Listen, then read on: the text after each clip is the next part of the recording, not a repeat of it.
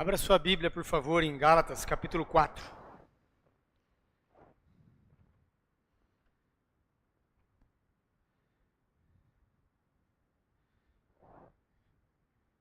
Gálatas, capítulo 4. Os versículos de 1 a 7. Gálatas, capítulo 4. Os versículos de 1 a 7. Minha versão é da NVI, e provavelmente a mesma que vai projetar, se você quiser acompanhar. Gálatas capítulo 4, dos versículos de 1 a 7. Digo, porém, que enquanto o herdeiro é menor de idade, em nada difere de um escravo, embora seja dono de tudo. No entanto, ele está sujeito a guardiões e administradores até o tempo determinado por seu pai. Assim também nós, quando éramos menores, estávamos escravizados aos princípios elementares do mundo. Mas quando chegou a plenitude do tempo, Deus enviou seu Filho, nascido de mulher, nascido debaixo da lei, a fim de redimir os que estavam sob a lei, para que recebêssemos a adoção de filhos. E porque vocês são filhos, Deus enviou o Espírito de seu Filho ao coração de vocês, e ele clama, Abba, Pai. Assim, você já não é mais escravo, mas filho. E por ser filho, Deus também o tornou herdeiro. Aleluia. Aleluia. Se você é herdeiro, junto com o filho, diga amém. Amém. Glória a Deus por isso.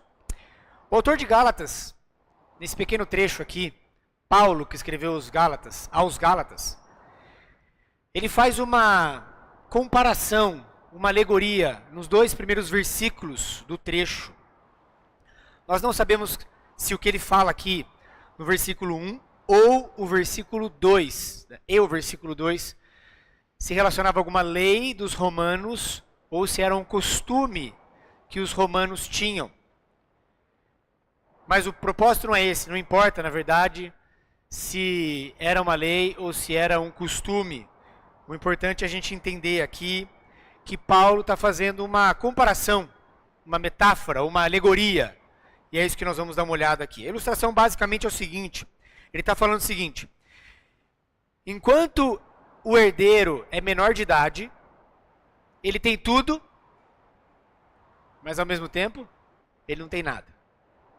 Enquanto o herdeiro, que é herdeiro, ele tem todas as coisas, ele é herdeiro, e ele compara aqui que o herdeiro é como se fosse um escravo, porque ele não tem nada. Ou seja, por mais que o herdeiro tenha todas as coisas, o herdeiro não pode fazer gestão das coisas, porque ele não tem a maioridade. Então ele é dono de tudo, mas ao mesmo tempo ele não tem a posse de tudo, ele não pode exercer a sua função de gestão daquele patrimônio ou daquilo que foi deixado, porque ele ainda é um homem imaturo, porque ele não tem maturidade suficiente para fazer isso. Então, o versículo 2 vai falar então que esse herdeiro ele está debaixo de guardiões e tutores até então o seu pai determinar o tempo correto disso. E significa que aquele herdeiro que tinha tudo, ele tinha algumas pessoas, ou uma pessoa que tinha duas funções. Uma delas era o guardião daquilo que foi dado como herança. Então ele guardava a herança enquanto o herdeiro não assumia a maioridade, ou não assumia a data que o seu pai determinava. E talvez na sua versão, se for diferente da NVI, vai estar escrito tutor. Aqui na nossa está administrador, né? Mas outras versões vai estar escrito tutores, ou seja, enquanto ele não assume a maioridade, enquanto ele não alcança a maturidade, ele é ensinado a como assumir o seu patrimônio, ou a sua herança, quando ele atingir a maioridade. Aqui nos romanos, só para a gente lembrar que em Roma, naquela época, os romanos tinham, a maioridade podia ter algumas idades, tá? Como aqui no nosso país, né? No Brasil, a gente considera que a maioridade é a partir de 18 anos, né? Se você pega nos Estados Unidos, por exemplo, você já pode dirigir a partir dos 16 anos, né? Então, ou seja, é a maioridade a partir dos 16 anos. Há algumas discussões aqui sobre maioridade.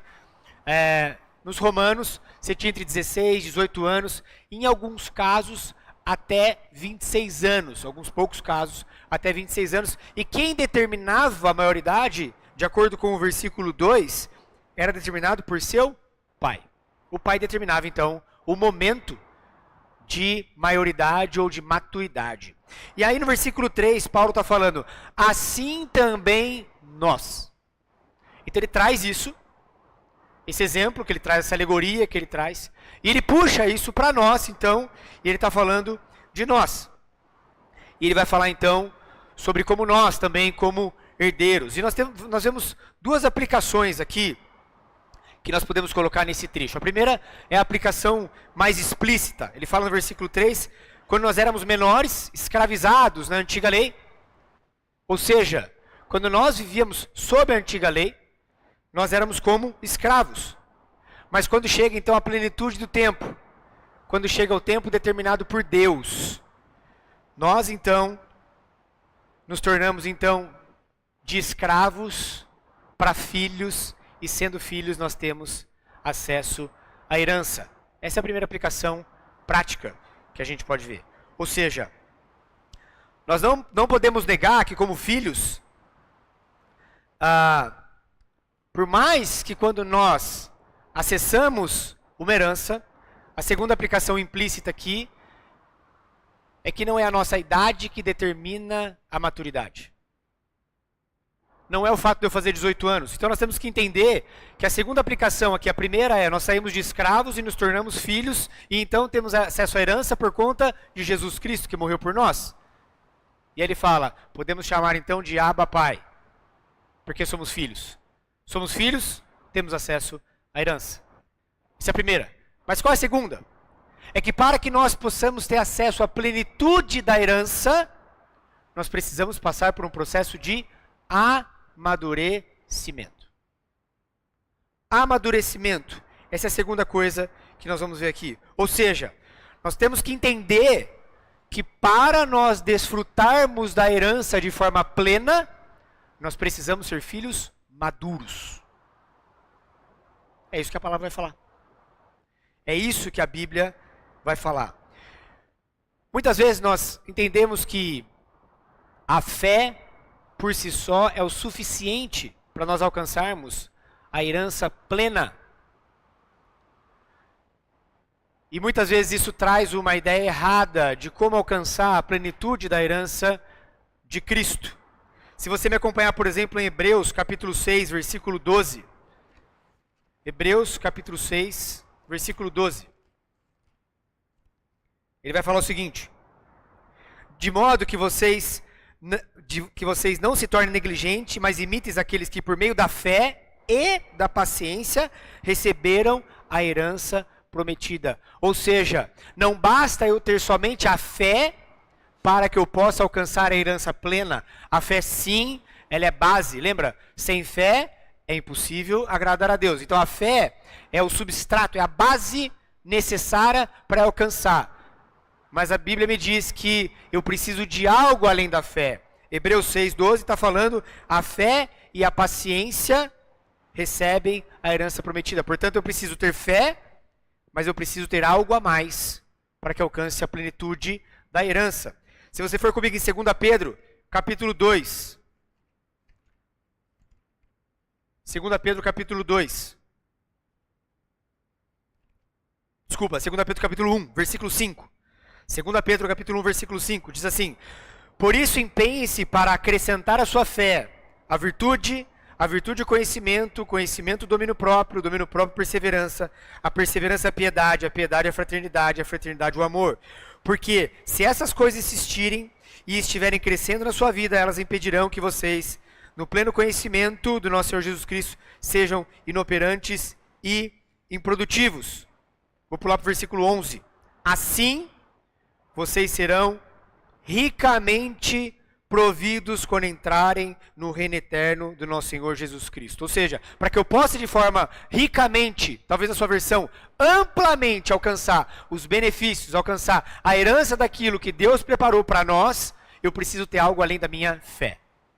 É o que está falando aqui em 2 Pedro capítulo 1. E ele diz, adiciona a sua fé, e ele vem com várias coisas, trazendo o que eu tenho que adicionar à fé. E o que é que eu tenho que adicionar à fé? O que eu tenho que adicionar chama-se maturidade. Maturidade. Eu preciso buscar maturidade. Eu preciso amadurecer. Eu preciso de um ingrediente adicional da fé para que eu possa alcançar a herança toda. Eu queria, antes de falar de maturidade ou de a importância do amadurecer, do amadurecimento, eu queria tratar um pouco sobre a herança. O que é esta herança? Nós não temos um costume uma cultura no nosso país a respeito de heranças, não é? Não sei vocês, mas não é uma coisa muito da minha realidade. Nós vivemos num país onde nós não temos essa questão de passar herança ou de ter patrimônios, passando como nós vemos muitas vezes em países desenvolvidos ou países financeiramente mais preparados e ricos. Então não é uma coisa do nosso dia a dia. Portanto, geralmente você não conta com uma herança para que você possa alcançar as coisas. Geralmente a herança não faz parte da nossa realidade. Então para nós, quando se fala herança, dificilmente a gente pensa em herança em algo palpável, porque não é a nossa realidade. Acredito que não seja da realidade da maioria aqui. Você não conta com o patrimônio de o que alguém construiu para que você fique tranquilo. Não é? Você fala, tem que cuidar do meu. Tem que fazer o meu. Se eu não fizer, ninguém vai fazer para mim. Muito pelo contrário, né? Muitas vezes deixa uma herança aí que é um BO grande. Dívidas, né? Uma casinha, mas tem que dividir com 30 pessoas. Eu quero trazer 2 exemplos aqui do que a herança que nós vemos nas Escrituras. A primeira coisa que eu queria que você fosse lá para Romanos, capítulo 8.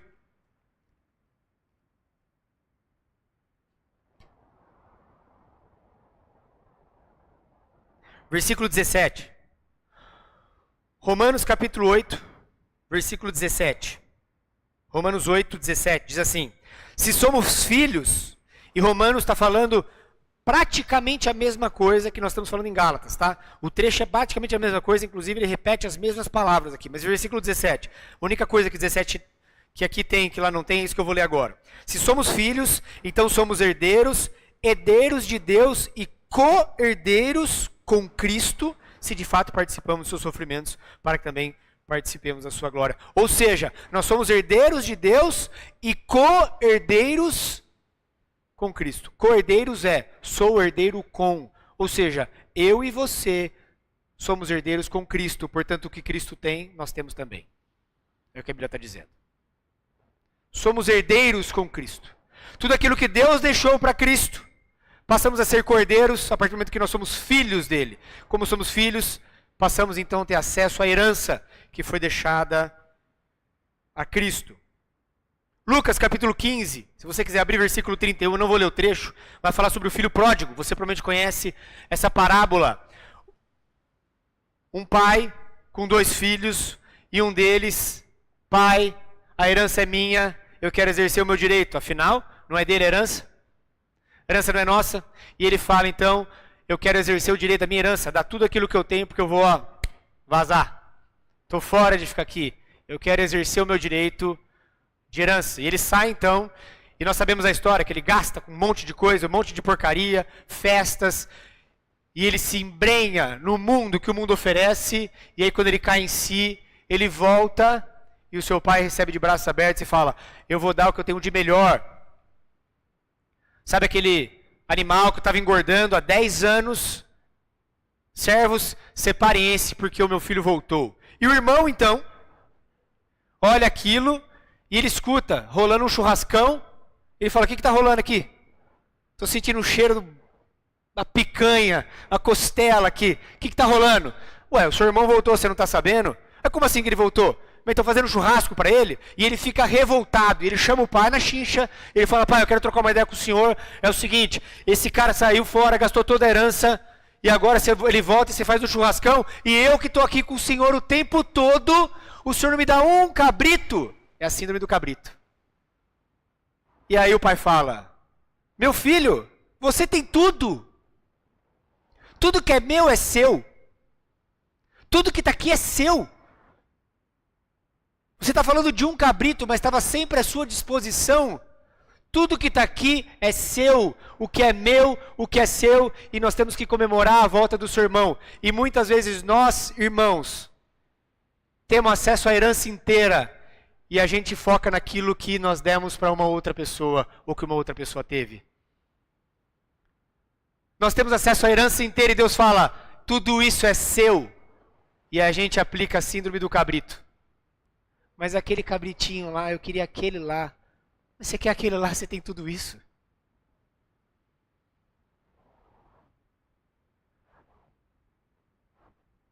Filho pródigo, exerceu a sua herança, mas por conta da sua imaturidade, ele fez o quê? Gastou toda a herança. Por falta de maturidade, estava disponível, mas gastou toda a sua herança. E eu quero que nós refletamos sobre esse episódio.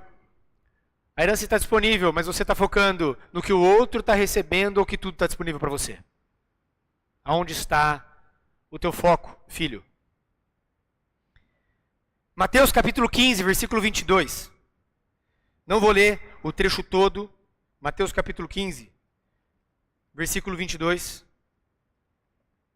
Vai falar sobre a mulher cananeia. Jesus estava passando e uma mulher cananeia, lembrando que cananeia aqui, está sendo citado cananeia porque ela não era uma judia. Então, ela era uma gentil. Então a mulher cananeia começa a gritar e fala, Senhor, Senhor, a minha filha está endemoniada, eu preciso que o Senhor faça alguma coisa para ela. E Jesus faz o quê? Simplesmente ignora aquela mulher. Ele ignora aquela mulher. E por que será que Jesus ignora esta mulher? Lembra que quando Jesus vem pregar, ele vem pregar para os judeus, aqueles que eram. João, capítulo 1 vai falar, eu vim para os meus, mas os meus me rejeitaram. Esses meus eram judeus. E aí então ele fala, e depois então nós nos tornamos filhos por adoção. Ou seja, Jesus veio para pregar para os judeus. Então, aquela mulher gentia não fazia parte, não era da família ao qual Jesus havia pregar. E então a mulher continua a gritar mais e mais. Vocês já foram no banco, certo? O que acontece quando alguém no banco começa a dar um escândalo? O que acontece? Vem cá, a senhora precisa de ajuda? Atendida primeiro. Essa mulher, ela ativou o modo banco aqui. Eu vou gritar e berrar porque eu vou chamar atenção. E ela começa a gritar. Aí os discípulos falam, ô Jesus, precisamos tomar uma atitude aqui. Ou manda ela embora ou atende ela. E ela, então, Jesus chama ela. Versículo 20... Peraí. Versículo 24, ele respondeu, eu fui enviado apenas às ovelhas perdidas de Israel. E a mulher então não desiste, e ela ajoelha diante de Jesus, e ela fala, Jesus, eu preciso, por favor, que o Senhor cure a minha filha. Então ele responde, não é certo tirar o pão dos filhos e lançá-lo aos cachorrinhos. Será que Jesus está chamando a mulher de cachorra? Está fazendo uma comparação? Se fosse o marido falando, a mulher provavelmente ia falar, né, a esposa, né? Tá me chamando de cachorra. Cachorrinho aqui não é no pejorativo, cachorrinho aqui é no sentido de pet, doméstico. E Jesus está querendo falar o seguinte, você é bem-vinda na nossa casa, você faz parte desse local. Você pode ficar aqui, mas você não é parte da nossa família. Porque eu vim para os judeus, eu vim para as ovelhas perdidas. Você não está excluída, mas não é para você que eu vim servir. Você não pode sentar à mesa, porque você não é filha, você não é família. Você é um cachorrinho, que é parte nossa. Nós amamos você, queremos você perto, mas você não tem direito a esta refeição. É isso que Jesus está falando. E então, a mulher entra na alegoria e diz o seguinte. Disse ela, sim, Senhor, 27, mas até os cachorrinhos comem das migalhas que caem da mesa dos seus donos. E ela fala o seguinte, eu sei que tem um monte de comida que está em cima da mesa para quem é família, para quem está sentado, mas também cai a migalha e os animais se alimentam dessa migalha, desse pouquinho que está sobrando da mesa. E Jesus fala: grande é a tua fé, a tua filha está curada. E eu quero voltar para nós, irmãos. Se a migalha do que cai da mesa de Jesus, o qual nós, filhos, sentamos, está curando, o que não pode fazer aquilo que está em cima da nossa mesa? Essa é a nossa herança. E nós, quando sentamos, não estamos valorizando aquilo que Deus dá para nós. A migalha cura. E o alimento está à disposição de nós.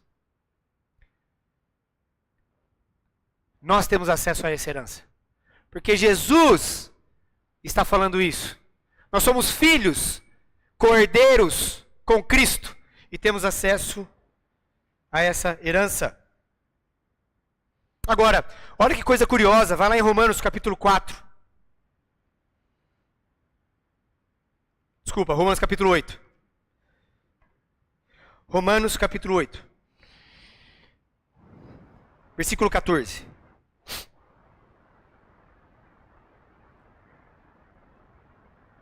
Desculpa, versículo 16, perdão, vamos lá.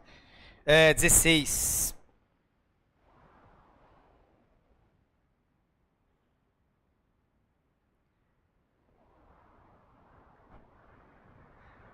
Volta aqui, 14, eu vou ler até o 17. 14, diz assim: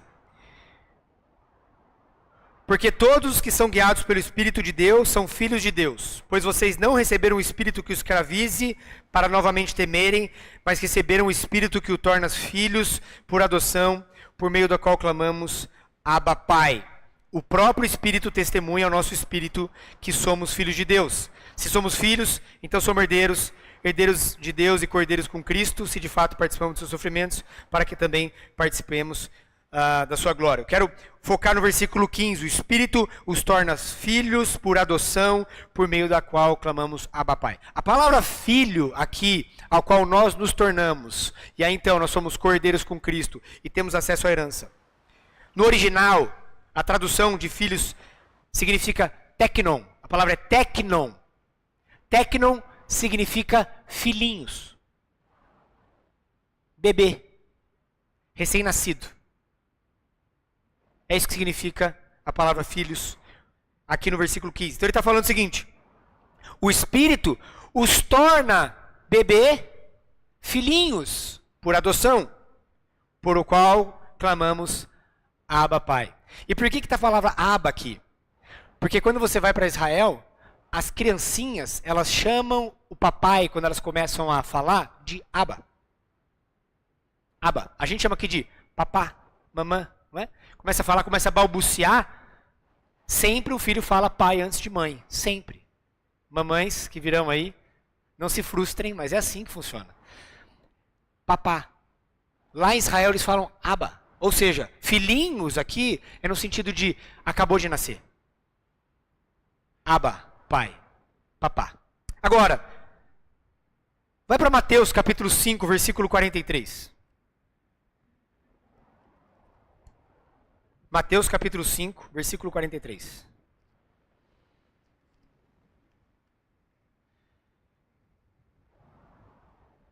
Diz assim: vocês ouviram o que foi dito, lembra, Sermão do Monte, Mateus 5, Jesus falando, ame seu próximo e odeie seu inimigo, mas eu lhes digo, ame os seus inimigos e orem por aqueles que perseguem, para que vocês venham a ser filhos de seu Pai que estás no céu. Tem alguma coisa errada aqui. Nós não tornamos filho quando nós recebemos o Espírito, acabamos de ver em Romanos capítulo 8, recebemos o Espírito, Abba, Pai. E por que Jesus está falando que eu me torno espírito, que eu me torno filho? Versículo 45, 44 e 45. Quando eu amo os meus inimigos e oro por aqueles que me perseguem. Ué, eu não sou salvo por obras? Então Jesus está pregando uma teologia de obras aqui. Eu tenho que orar, eu tenho que amar para que eu me torne filho. É o que está escrito aqui. Sim ou não? Está escrito aqui. Vou repetir aqui. 44. Mas eu lhes digo, ame os seus inimigos e orem por aqueles que o perseguem, para que vocês venham a ser filhos de seu Pai. Mas eu não sou filho adotado quando eu me batizo. Eu não sou filho adotado quando entrego a minha vida por meio do batismo. Eu não sou filho adotado quando o Espírito passa a habitar dentro de mim. E Romanos fala que o Espírito, ele testifica para o nosso Espírito dizendo Abba, Pai. Ele fala para o nosso Espírito, agora você é filhinho, agora você é bebê, agora você é recém-nascido em Cristo e herdeiro do Pai. E Jesus está pregando uma teologia de obras. Interessante que em Romanos, a palavra filhos, teknon, recém-nascido. Mas em Mateus, a palavra filhos é traduzida no original como uios. Para nós, no português, filhos é a mesma coisa. Mas no original a palavra uios, que significa filho maduro. Filho maduro. E não recém-nascido. Filho maduro. Então Jesus diz: amem seus inimigos, orem por aqueles que o perseguem, para que vocês venham a ser maduros diante do Pai. Maduros diante do Pai. E uma coisa extremamente interessante, voltamos para Romanos capítulo 8. Versículo 16 vai falar: o próprio Espírito testemunha ao nosso Espírito que somos filhos de Deus. Se somos filhos, então somos herdeiros. Herdeiros de Deus e cordeiros com Cristo, se de fato participamos dos seus sofrimentos, para que também participemos da sua glória. Filhos, no versículo 16, quando fala somos filhos, ele está falando de filhinhos. Agora, olha o versículo 19. A natureza criada aguarda com expectativa que os uios, os filhos maduros de Deus, sejam revelados. Nós nascemos filhinhos, mas nos tornamos filhos maduros. O grande problema é que nós vivemos uma geração que nasce filhinho, cresce filhinho e morre filhinho. Uma geração que não amadurece, uma geração com 20, 25, 30 anos, morando com seus pais e jogando videogame. Vocês sabiam que a palavra adolescência não existe na Bíblia? A palavra adolescência, ela é relativamente nova. Sabiam que a adolescência é um período que é considerado aqui, talvez a partir dos seus 13 anos até os 18, 20 anos, aonde o jovem ou a jovem, tudo pode, porque está na adolescência. Com 13 anos, o homem, o menino e a menina já estão preparados, corporalmente falando, para gerar uma nova vida. Com 13 anos, o homem já... Talvez eu não posso falar essa palavra porque tem crianças pequenas aqui. E a mulher, da sua parte feminina, com 13 anos de idade. Ou seja, com 13 anos, o menino se torna um homem. Com 13 anos, uma menina se torna uma mulher. Não existe adolescência nas Escrituras. E a palavra, então, nos mostra que nós nascemos filhinhos e precisamos o quê? Amadurecer. Amadurecer. Nós nascemos teknon e precisamos nos tornar filho uios. Uios. E olha que coisa interessante. Versículo 16 e 17 está falando: o Espírito testifica, agora você é teknon. Filhinho, Abba Pai. E o versículo 19 está falando: a natureza geme, anseia por ver os seus filhos uios. Como então sair do versículo 16 e 17 e ir para o versículo 19? Abra no versículo 18. O bom é que a Bíblia tem todas as respostas, não? Versículo 18. Considero que os nossos sofrimentos atuais não podem ser comparados com a glória em que nós será revelada. Sabe como você e eu amadurecemos, irmãos? Sofrendo. Sofrendo. Sentindo dor. É assim que nós amadurecemos. Hebreus, capítulo 5, versículo 8. Hebreus, capítulo 5, versículo 8.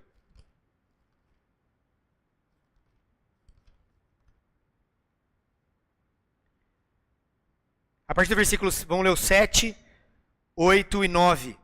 Durante seus dias de vida na terra, Jesus ofereceu orações e súplicas em alta voz e com lágrimas àquele que podia salvar da morte, sendo ouvido por causa da sua reverente submissão. Atenção no 8 agora.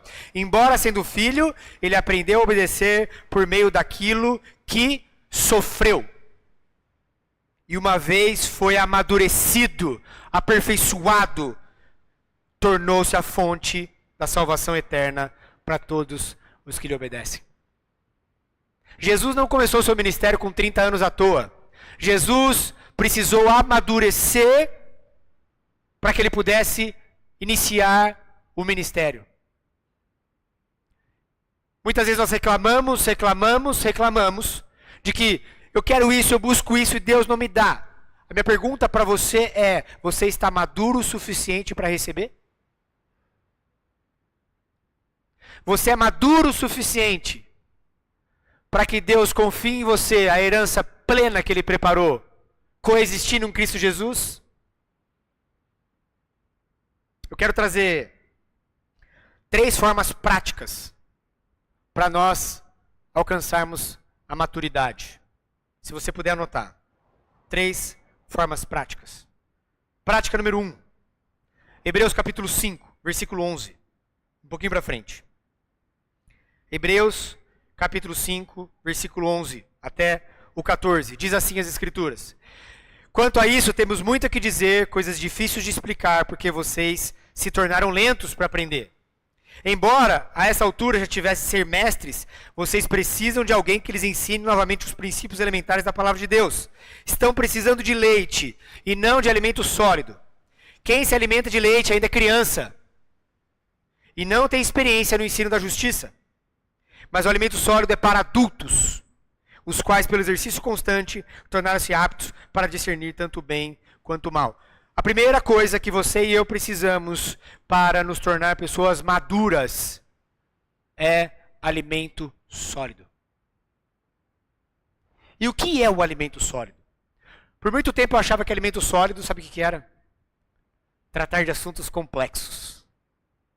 Sabe quando você vai numa reunião e aí tem um assunto mais complexo assim, e você fala: nossa, que massa que eu fiquei assistindo, participei disso, olha, falou isso, tal. Aí você pega aqueles pecados cavernosos assim, e você entende a solução daquilo lá. Mas não é isso que é alimento sólido. Não é isso. Porque se fosse isso, somente alguns teriam acesso. Por que você tem que enfrentar um pecado do outro, geralmente, mais profundo, para você se alimentar de um alimento sólido? Não é isso. E eu quero que você pense o seguinte comigo. Uma criança, quando ela nasce, ela toma um leite onde ela não precisa nem mastigar. O leite é processado pela mãe e oferece à criança para que ela possa beber o leite. Ela nem mastiga, ela nem come, ela bebe. Alguns deles não fazem nem força, né? Você coloca lá um bico de silicone, então, nem se fala, né? A criança não precisa nem fazer esforço. Então, ao longo do tempo, você entra com a papinha. E você começa a dar outros tipos de alimento para a criança. Você quer facilitar a vida de uma criança? Não. Corta tudo para ela, amassa tudo para ela, dá na boca e faz tudo para ela. Pronto. Ela nunca vai querer um alimento sólido. Você está saindo daqui com uma mensagem, uma pregação. Talvez você assistiu o YouTube essa semana com uma mensagem. Talvez você venha todos os domingos, senta aqui e ouve uma mensagem mastigada. E nós estamos colocando na tua boca. Isso não é alimento sólido, isso é leite. Isso é leitinho. Isso é papinha. O alimento sólido é quando você abre a sua Bíblia todos os dias na sua casa. Enfrenta o teu pecado. Olha para as escrituras. Não entendi nada. Estuda, relê, pergunta. E todo dia você se alimenta daquele alimento sólido que vai confrontar o teu pecado para que você cresça como filho de Deus.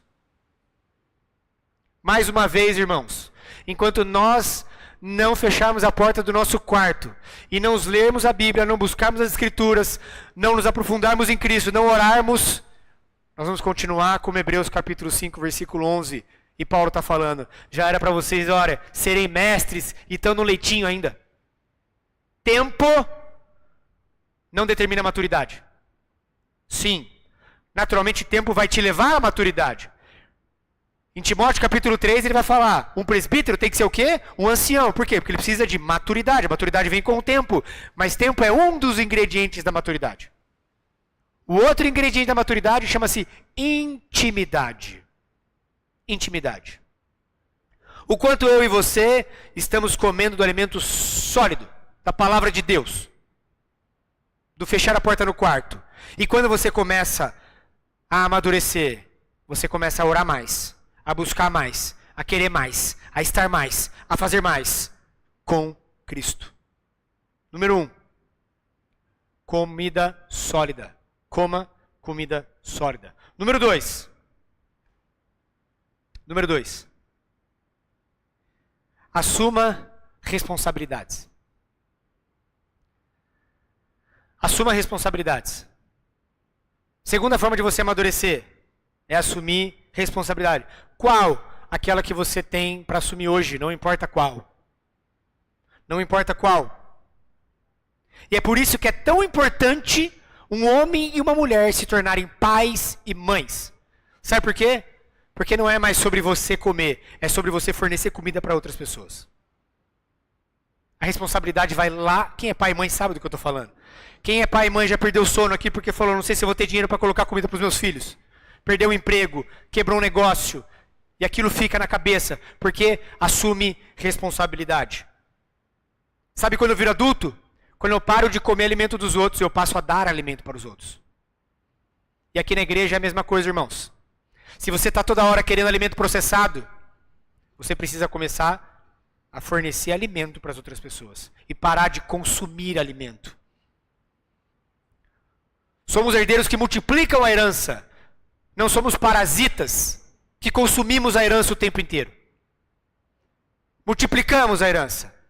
Quando eu começo a dar de comer para outra pessoa.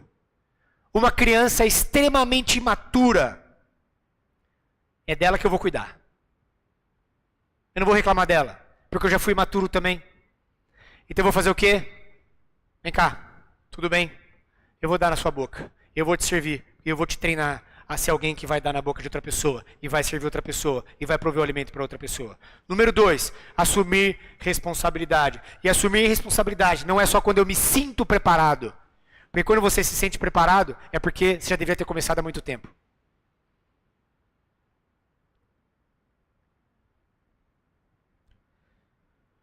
Quando alguém é imaturo, nós não podemos falar, esse é problema teu. Eu estou com um problema, não sei resolver, eu fiz isso, fiz uma besteira, o problema é teu. Não? Vem cá que eu vou te ajudar. Você vai ajudar as pessoas do teu bairro, você vai assumir um trabalho, você vai fazer o que tem que ser feito, porque você tem maturidade para fazer isso. E é assim que a gente cresce, quando você assume responsabilidade. E número 3. Número 3, dependa de Deus. Quanto mais dependente de Deus você é, mais maduro você é. Isso é um contrassenso, né? Porque o que nós aprendemos no mundo natural? Eu preciso ser o quê? Independente. Financeiramente? Emocionalmente? Geograficamente? E quanto mais independente você é, mais maduro você é, não é? Uma criança imatura depende sempre de alguém. Mas Jesus mostra que nós devemos ser como uma criança. E o ser como uma criança não é ser imatura como uma criança, mas é ser dependente como uma criança. Quanto mais dependente eu sou, mais eu amadureço. Paulo, no início do seu ministério, ele diz assim: dos apóstolos eu sou o menor.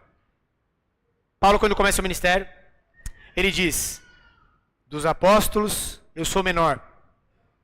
Ele se colocou como menor. Paulo, um processo de amadurecimento. Depois de um tempo, Paulo diz assim, dos santos, eu sou o menor. Então Paulo já olha e fala, não, eu não sou menor só do que os apóstolos. Eu também sou menor do que os santos. De todos os cristãos, eu sou menor. Por quê? Porque eu sou mais dependente de Jesus. Eu sou mais dependente de Deus. E quase no final da vida dele, Paulo fala, de todos os pecadores, eu sou menor. Processo de amadurecimento. Paulo chega no ápice da sua maturidade e diz, de todos, eu sou o menor. A minha pergunta para você é, você é tecno ou ios? As suas atitudes demonstram que você ainda é alguém que está no leite, imaturo, que só suga, ou você é alguém que está buscando a maturidade? Ou é você alguém que está querendo servir, que está querendo alimentar? E se você por algum motivo se viu que precisa amadurecer, coma comida sólida, fecha a porta no teu quarto. Vai comer as escrituras. Número 2, assuma a responsabilidade. E número 3, dependa 100% do Senhor. Feche seus olhos, por favor.